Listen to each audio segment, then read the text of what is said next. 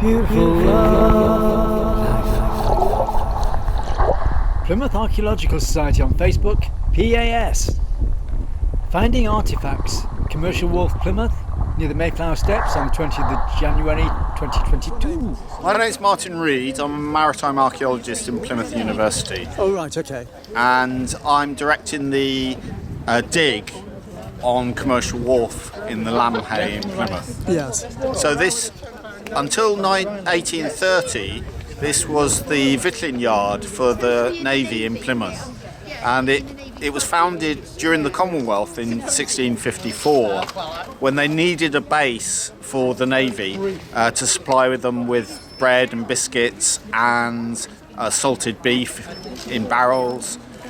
So they chose this area. So government put their money in. And it survived here until 1830 when it was far too small for the Navy. And that's when they built the Royal William Yard, which is 10 times bigger than here, and moved it across. Yeah. And this became a commercial wharf, hence its name now, Commercial Wharf. And then the buildings, unfortunately, were all knocked down in 1930 when they widened the road, so it's just an empty wharf nowadays. Right, okay. And what have you found? Well, we've been doing an emergency dig underneath a 17th century warehouse. So they built a quay wall here in about 1660 and then built a warehouse on top in 1668. And we're finding stuff from below the warehouse and behind the quay. And it reflects the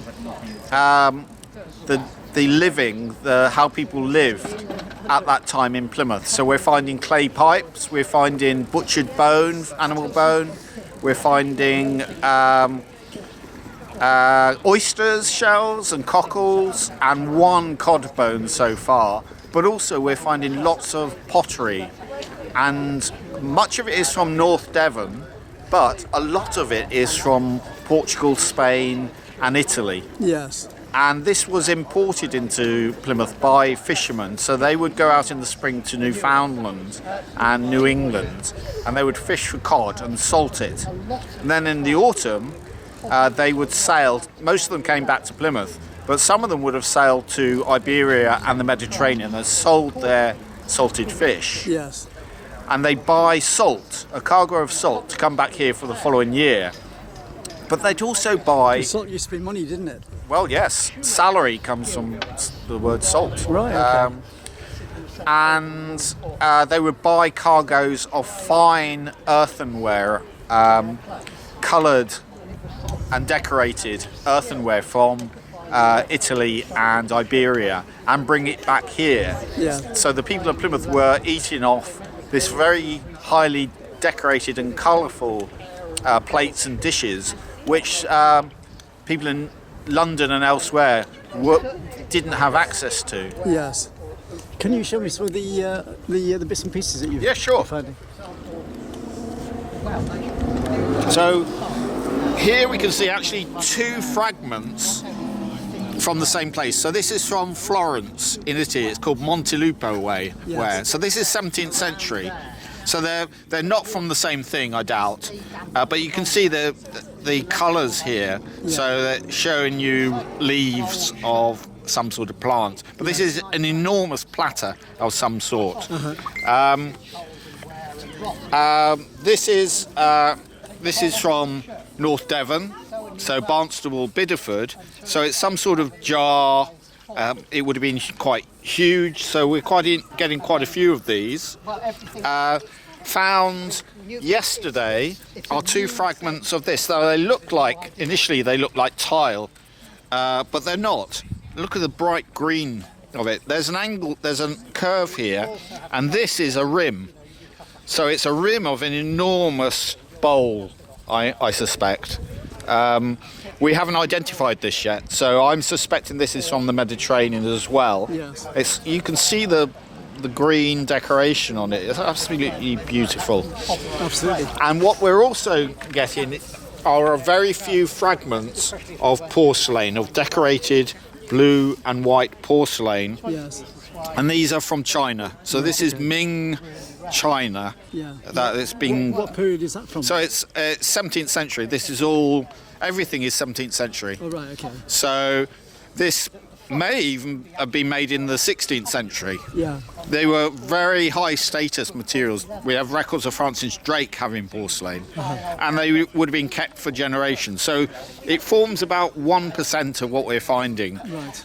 And this was very high status, so they'd have looked after this. Yeah, okay. But this has come all the way from China, and it's, amazing that it's here. And what have we got here? Well, I've just told you that. Oh, sorry, yeah. So we also have, this is a clay pipe. Yeah. Again, it came up this morning, and it can be dated to about 1640 to 1680 Yes. in general, although it came from a layer that we think is about 1660. Okay. But it can't be dated any closer than that. Yeah. We also have pottery. This is from Somerset. Yeah. So this is really nice, Donyat. So you Yeah. can see the decoration wavy line of it. So this is some form of dish or plate. Yeah. So it's just been washed, Yeah. freshly washed, and you can see the green and the yellow colours of the slip. Yes. Now we also have a couple of fragments, and I don't know where this is from. I assume it's from the Mediterranean, Yes. but we don't know until we get to our specialist to have a look at this and tell us. We don't know where it's from. We can't say where it's from, but this one I do know where it's from. So you can see it's blue and white, but it's not porcelain. Yeah. It's a slipware, Right. glazed slipware from Holland. It's called Delftware. Yeah, I've So heard of that. Delft in Holland, and it's been made to mimic Chinese porcelain. Yeah. So people wanted Chinese porcelain, and they basically faked it up. Right, okay. So it's not quite as good, but it was trying to look like Chinese porcelain. Yeah.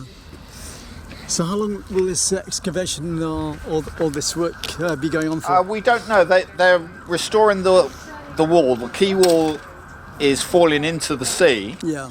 and there are cracks appearing in the tarmac surface of the wharf. So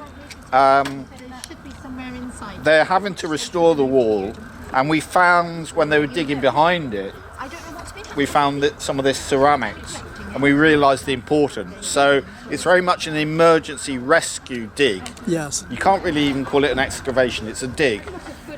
So we're trying to record what we can whilst they put concrete in behind the wall. They'll then take the wall all the way down Yes. and then rebuild it square, Yeah. and then concrete behind it. So they've gone down about 3 metres in 2 weeks, and they've got another 3 metres to go. So you might get a lot more work out of that, yeah? Yes, but unfortunately we're all volunteers. This is Plymouth Archaeology Society. Yes. We have very limited resources. We're not funded by English Heritage or by the City Council, so we're relying on donations so that we can process this and then send it off to experts to have a look at. But that will take years. Yes. It will take years to do, and it will cost a lot of money. I know. Okay, I'll promote you big time. And so the Mayflower Steps used to be there as well, didn't it? Well, there's the Mayflower Steps monument is still Yes. there. There were steps the other side of the armed quay that was the predecessor of the Barbican West Quay, but large boats would never have come into Sutton Pool because it emptied at low tide until they built the lock gates in 1990s. Yes. So ships like the Mayflower would have anchored out in the Catwater. Yeah. So we have records of, for instance, the Mary Rose, which is now on display in Portsmouth. We have records of that anchoring in the Catwater in about 1513. Yeah. It never came into Sutton Pool Right. Okay. because it would empty, and that would not be good Be for the titled, ship. yeah. Okay. Thanks a lot for your time and the information as well. Okay. So you just had another find.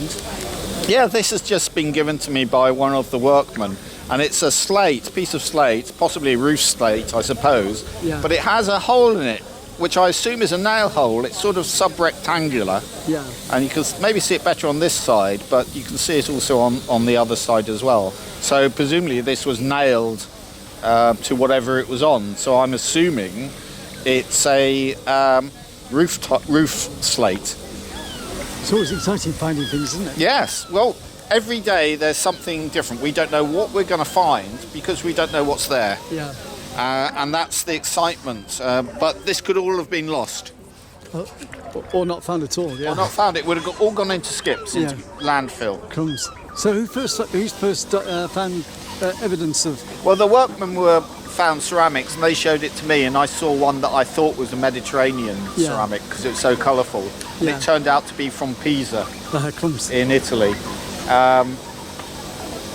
Very like this one. Yeah. Which is exactly the same ware. This is Pisan marbled ware with the green, red and white colouring. But the piece that I had marbling on this side, but this side's plain. So this has come up today. It's quite interesting when we bring local politics into everything, and yet there's a global connection with Plymouth. Yeah. Well, we're connected with Pisa. Yeah. We're connected with Italy. We're connected with Florence. Yeah. We're connected with the Americas, the Mayflower. Yeah. And the Pilgrim Fathers. So we're connected with exploration, with Cook and Drake and Darwin, all left from around here. Yes. So there's a great story of exploration from Plymouth. Yeah, and that I find that inspiring. Yes, it's amazing. Because I'm ex-mountain rescue anyway, and spent 5 years in Snowdonia, full-time mountain rescue. So I love the sense of adventure and the spirit of travelling.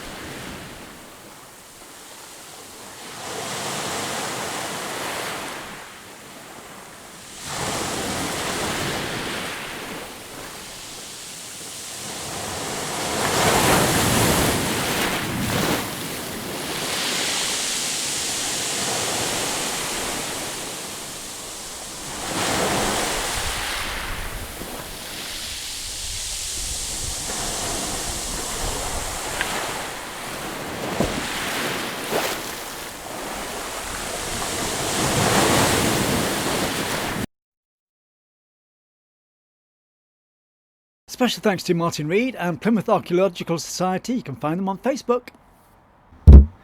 30 years of culture and the arts as a free service on Love Summertime TV. Don't forget to friendly share my videos, subscribe to my channel and support me through PayPal at tcsphoto1@gmail.com. Thanks for watching the video.